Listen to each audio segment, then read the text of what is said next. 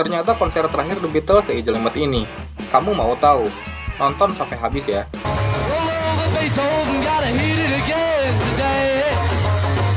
Selepas tur dunia yang melelahkan di tahun 1966, The Beatles memutuskan untuk hiatus dari dunia showbiz. Ditambah lagi dengan kematian Brian Epstein pada 1967, yang merupakan manajer legendaris The Beatles, menambah keraguan dalam tubuh band tentang siapa yang akan mengurusi penghasilan dan jalannya band. Sebagai gantinya, The Beatles memilih untuk mendirikan Apple Corps, satu badan usaha yang mengurus seluruh produksi dan distribusi dari album, single, hingga film dari The Beatles. Situasi ini menjadikan kondisi band tidak sehat. Pasalnya selama penggarapan album, para personil The Beatles memilih untuk merekam secara terpisah dengan pertemuan antar personil yang tidak terlalu sering. Bahkan Ringo Starr sempat cabut dari The Beatles karena tekanan yang terlalu tinggi saat penggarapan White Album.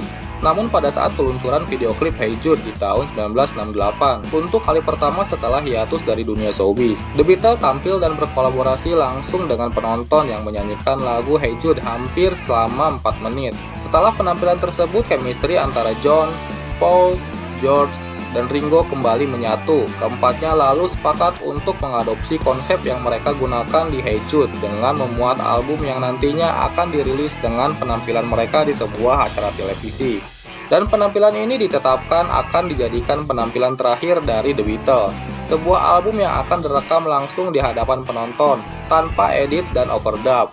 Band juga mempersilahkan kru untuk merekam persiapan mereka selama di Twickenham Studio, yang tujuannya untuk dijadikan proyek acara televisi. Tidak mudah bagi para personil The Beatles untuk menyatu kembali, apalagi John, Paul, George, dan Ringo dituntut harus menyelesaikan 14 lagu dalam waktu hanya 2 minggu saja. Ada banyak keluhan dari para personil The Beatles tentang studio Twickenham, mulai dari akustik ruangan yang buruk, terlalu besarnya ukuran studio, dan ketidaknyamanan personil karena mereka harus direkam langsung di hadapan kamera.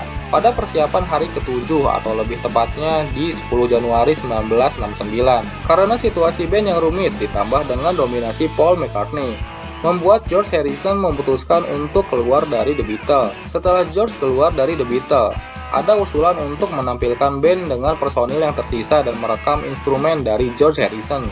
Bahkan John Lennon mengusulkan Eric Clapton untuk mengisi posisi yang ditinggalkan oleh George Harrison. Setelah perdebatan antara John dan Paul, dan penolakan George untuk damai, 5 hari kemudian George mau rujuk lagi dengan The Beatles. Setelahnya persiapan mengenai live album dan acara televisi dibatalkan. Band memilih pindah ke kantor mereka di Apple Corps. Meski studionya belum terlalu siap, pada akhirnya The Beatles tetap bersikukuh untuk memilih ruangan bawah tanah dari Apple Corps untuk dijadikan studio rekaman yang akan merekam album dan persiapan manggung terakhir The Beatles. Demi menekan kreativitas yang lebih luas, The Beatles juga memutuskan untuk menambahkan Billy Preston, seorang pemain piano yang telah banyak bekerja dengan banyak musisi lainnya. Selama sesi persiapan dan rekaman ini, manajemen The Beatles juga mencari alternatif lain untuk venue dari penampilan terakhir The Beatles. Ada usulan untuk mengadakan konser di Prismore Hill, London, namun karena satu dan lain hal, pada akhirnya usulan tersebut dilupakan. Dalam buku catatan Mal Evans, yang pada saat itu merupakan road manager dari The Beatles, mengatakan jika ide konser di atas rooftop muncul setelah dirinya dan Lindsey Hugh menghirup udara segar di rooftop gedung Apple Corps. Kemudian ide tersebut dibagikan oleh Mal dan Lindsey kepada Paul McCartney. Paul setuju dengan ide tersebut, namun pihak manajemen The Beatles masih khawatir jika atap gedung tidak akan mampu menahan beban peralatan konser, ditambah lagi dengan izin polisi yang pasti akan rumit. Setelah sempat diundur karena cuaca buruk, pada akhirnya ditetapkan jika konser di atas atap akan diadakan pada 30 Januari 1969. Lindsey Hugh yang menjadi sutradara dari film The Beatles menyiapkan 10 kamera.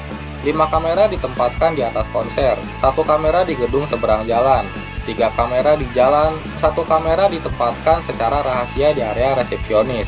George dan Lynn yang merupakan operator rekaman, merekam audio dan memonitor konser dari studio bawah tanah. Namun di detik terakhir sebelum konser, The Beatles masih ragu untuk tampil, namun keraguan tersebut pada akhirnya pecah dan band naik ke atap untuk mengadakan konser terakhir mereka. Paul McCartney jadi orang pertama yang tiba di atap. Masing-masing personil juga mengecek pijakan panggung apakah aman atau tidak. Setelah menyetel audio dan keadaan panggung, The Beatles dan Billy Preston memulai konser yang dibuka dengan lagu konser Get Back. Konser ini lebih pas disebut sebagai live season, karena tujuan band hanya untuk mengambil footage dan live performance. Masyarakat di sekitar gedung Apple Corps awalnya kebingungan dengan suara yang mereka dengar. Beberapa di antara mereka ada yang langsung tahu jika itu The Beatles, ada yang sumringah, dan ada pun yang marah. Kantor polisi di daerah Civil Row menerima 30 aduan masyarakat hanya dalam hitungan menit setelah konser itu dimulai. Pasalnya pada saat konser dimulai, suara musik yang dimainkan oleh The Beatles terdengar sampai jauh dan menimbulkan kerumunan yang membuat bisnis tidak berjalan lancar. Konser di atas atap bukan hal yang mudah bagi Paul, John, George, dan Ringo karena cuaca dingin dan berangin. Bahkan Ringo harus memakai jas hujan milik istrinya. Di lagu Don't Let Me Down, John Lennon lupa dengan lirik lagu yang dia nyanyikan, namun John mengimprove dan terus memainkan musik. Baru pada lagu ketiga, di lagu I've Got the Feeling, para penonton yang berada di bawah gedung bertepuk tangan atas penampilan The Beatles. Pada lagu di Geponi, salah seorang kru diminta untuk jadi prompter agar John dapat membaca lirik lagu tersebut. Dan di saat yang sama juga, sistem PA yang merupakan pelantang suara dimatikan karena ada desakan dari polisi yang sudah menunggu di lantai bawah.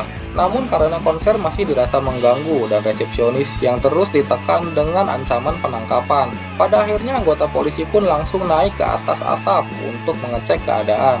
Tepat di take 2 lagu Let Me Down, kedua anggota polisi sudah berada di atas atap. Kehadiran mereka membuat Paul salah tingkah, meski masih aman. Namun pada take 3 di pertengahan lagu Get Back, Mal Evans mematikan ampli George dan John. George yang tidak ambil pusing langsung menyalakannya kembali dan John meminta Mal Evans untuk menyalakan amplinya juga. Paul yang tidak mau kalah mengimprove lagu Get Back dengan menyentil polisi dan pihak yang tidak suka dengan konser mereka di atas atap. Setelah Get Back selesai dibawakan, para personil The Beatles menyimpan alatnya masing-masing dan John Lennon menutup dengan mengatakan, "Semoga kami lolos audisi ini." Selesai manggung, para personil The Beatles langsung turun ke lantai studio bawah tanah untuk mendengar hasil rekaman mereka di atas atap. Total durasi dari konser ini adalah selama 45 menit. Total The Beatles membawakan Get Back dengan 3 kali take, Don't Let Me Down dengan 2 kali take, I've Got the Feeling dengan 2 kali take, One After 909 dengan 1 kali take, The Geponi 1 kali take, dan God Save the Queen. Keesokannya di tanggal 31 Januari 1969, para personil The Beatles kumpul terakhir kalinya untuk menyelesaikan beberapa lagu terakhir di album Get Back. Bukan hanya sejarah, selama kegiatan di Januari 1969 tersebut, The Beatles telah menghasilkan 1 album terakhir yang diberi judul Let It Be, 1 video konser, beberapa video klip, dan 1 video live konser dan dokumenter yang dirilis 50 tahun yang diberi judul Get Back. Setelah The Beatles bubar, John Lennon dan istrinya Yoko Ono mulai melakukan kegiatan aktivis perdamaian dan anti perang. Salah satu hal paling legend yang pernah mereka lakukan adalah melakukan rekaman dan konser di kamar Hilton Hotel Amsterdam. Sedangkan untuk George Harrison sendiri, meski karirnya tidak sebaik John atau Paul, namun George telah dianggap sebagai pahlawan khususnya di negara Bangladesh karena pada 1 Agustus 1971, tepat di Madison Square, New York, George mengadakan konser tersebut untuk amal bagi masyarakat yang menjadi korban perang di Bangladesh.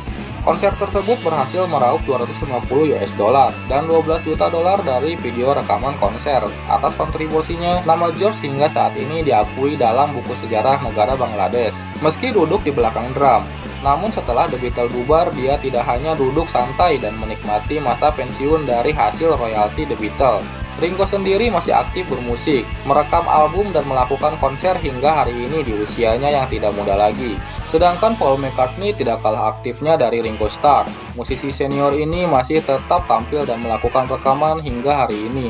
Bahkan baru-baru ini Paul McCartney baru saja melakukan konser dengan John Lennon di Glastonbury. Ya, sudah pasti yang mana konser tersebut menggunakan teknologi screen view. Panjang banget kan episode ini? Subscribe sekarang juga. Pakang!